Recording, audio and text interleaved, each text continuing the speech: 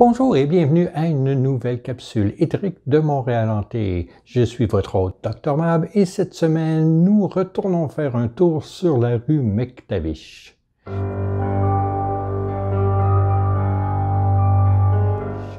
Si vous ne connaissez pas Montréal Hanté, je vous encourage à suivre les liens dans la description pour en savoir plus sur leur promenade thématique, leur tournée des bars et leurs enquêtes sur les phénomènes paranormaux de Montréal. Et maintenant, parlons fantômes.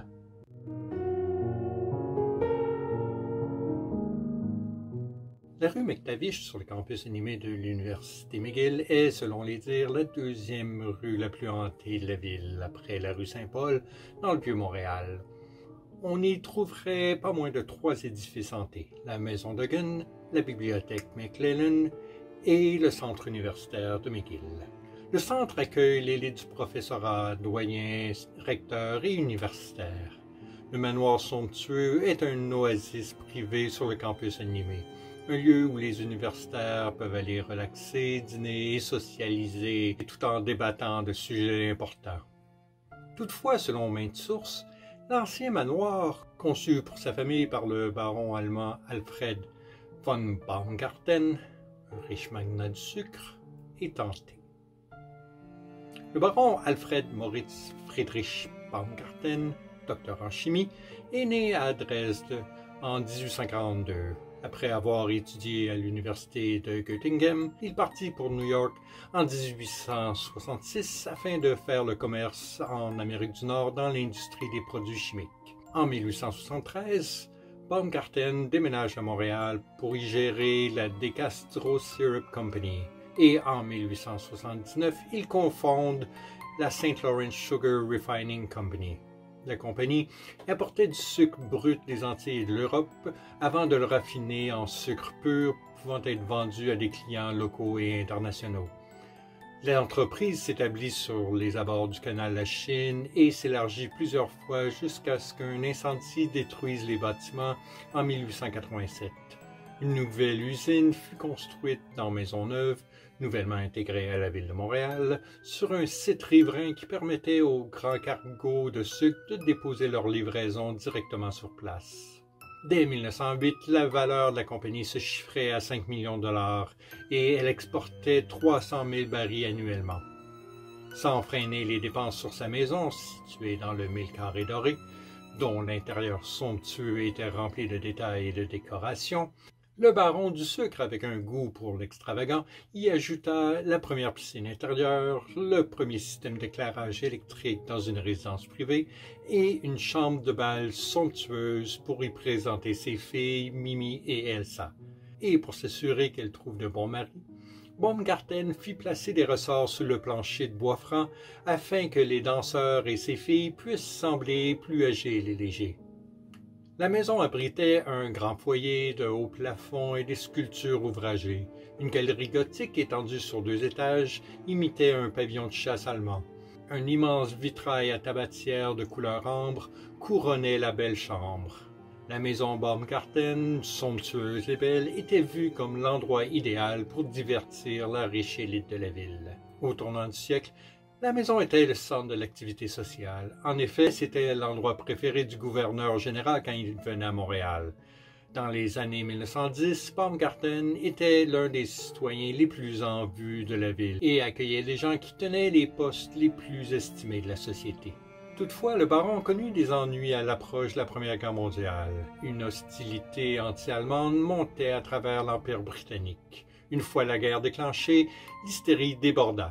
La St. Lawrence Sugar Refinery, où plusieurs actionnaires principaux étaient d'origine allemande, fut accusée d'être vendue à l'ennemi.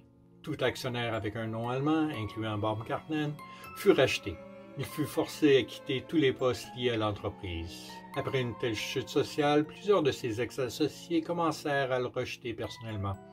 Il commençait aussi à craindre pour l'avenir conjugal de ses filles. Le baron déchu devint très maussade et, malgré avoir transformé sa résidence montréalaise en maison de convalescence pour les soldats blessés, sa réputation chutait de plus en plus. Il mourut en 1919, juste après la fin de la guerre, un homme brisé. Bien que sa fille Mimi ne trouvât jamais d'époux, Elsa Baumgarten convala dans les bras d'un homme du nom de Reginald Leslie Galt. Après la mort du baron, sa veuve continua à vivre dans la maison avec ses 2 filles jusqu'en 1926, quand l'Université McGill en fit l'achat, à un prix dérisoire, pour servir de résidence aux doyens.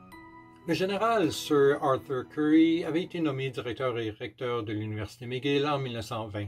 Sans le bienfait d'une éducation universitaire, le héros de guerre obtint le poste grâce à ses aptitudes exceptionnelles à l'organisation et à l'administration, et ses capacités à mener et inspirer. Currie dirigea l'université jusqu'à sa mort en 1933 d'un ACV suivi de complications dues à une pneumonie. Après ces grandioses obsèques militaires, la décision fut prise de redéfinir la maison et d'en faire le cercle universitaire. Les rénovations virent la galerie gothique divisée en 2 étages. L'inférieur devint la salle à manger et le supérieur une salle de billard. En 1935, le cercle universitaire de McGill ouvrit ses portes dans la maison Baumgarten. Conçu pour être une oasis pour l'élite universitaire, le cercle a depuis accueilli des réceptions, des réunions, des dîners, des rassemblements universitaires sans nombre, et le tout dans les beaux confins du manoir spectaculaire. Toutefois, les professeurs et les domestiques ont souvent senti qu'il y avait quelque chose de travers dans le vieux manoir. Des gens ressentaient souvent un malaise à l'intérieur du bâtiment, surtout tard la nuit. Au fil des décennies, il y a eu des rapports d'activités paranormales étranges de toutes sortes, comme un piano qui jouait parfois seul au sous-sol. En effet, une fois, un professeur se plaignit du bruit qu'il dérangeait lors d'une réunion importante, alors que le personnel tenta de fermer le couvercle du piano pour l'arrêter. En voyant que cela ne faisait rien, ils recouvrirent le piano d'une bâche épaisse et l'entourèrent de chaînes. Puis, comme si l'instrument rageait, il se mit à jouer de plus en plus fort avec des notes vives et fausses. La musique irréelle prit de plus en plus de vitesse et de volume avant de culminer dans un crescendo bruyant. Après un dernier bang, le piano s'arrêta enfin. Le cercle universitaire de McGill est le genre de lieu où les choses étranges se produisent la nuit. Les portes des étages supérieurs claquent par elles-mêmes. Le personnel rapporte que l'ascenseur bouge parfois entre les étages, inexplicablement sans passagers. Dans la salle de billard, les boules se déplacent seules, comme si les esprits invisibles y jouaient. Certains domestiques sont énervés par les nombreux portraits sur les murs, comme si les yeux peints les suivent.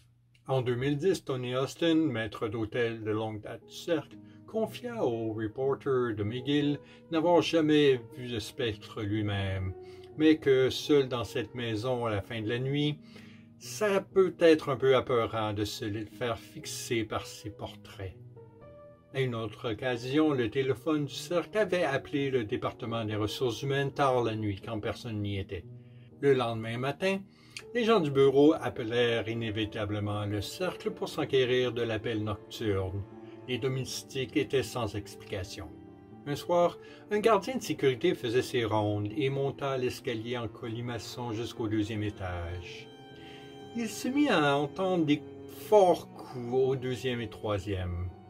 Il sentit une présence dangereuse qui l'approchait, et une vague de panique le ficha de peur. Les cognements devenaient de plus en plus forts et violents, et il crut que la présence était près de lui. Il détala en bas des escaliers avant de sortir du bâtiment dans l'air frais de la nuit.